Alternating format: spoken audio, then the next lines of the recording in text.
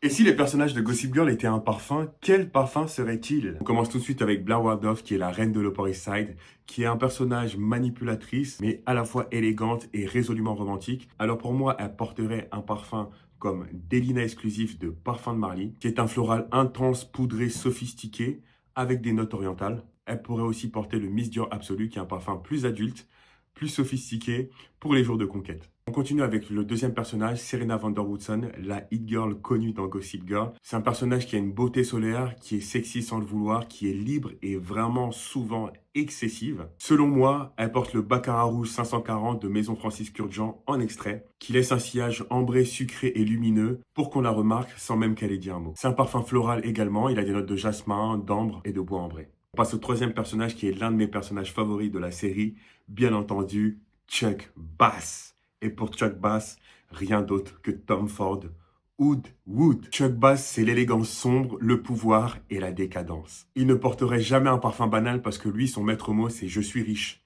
et dangereux ».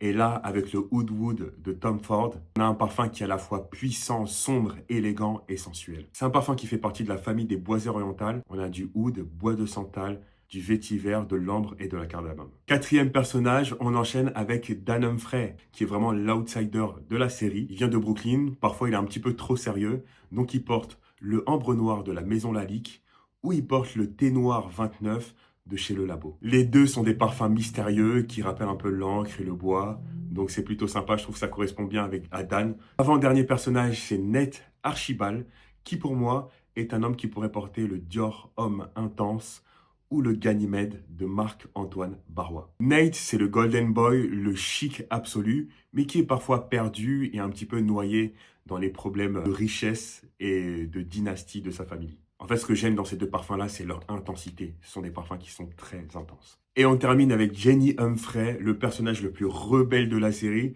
qui veut se faire une identité, se faire une place au soleil, coûte que coûte, et quitte à ressembler un peu trop dans la version dark de Blair Waldorf avec ces stratagèmes-là.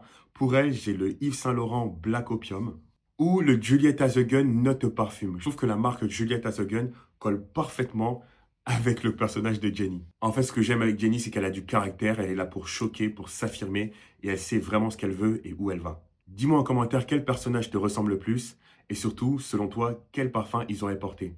Pour moi, bien entendu, c'est Chuck Bass. Et dis-moi aussi si tu veux que je fasse une autre série pour associer des parfums à ces personnages. C'était Jonathan Meffray. Si tu veux d'autres vidéos comme celle-ci, abonne-toi.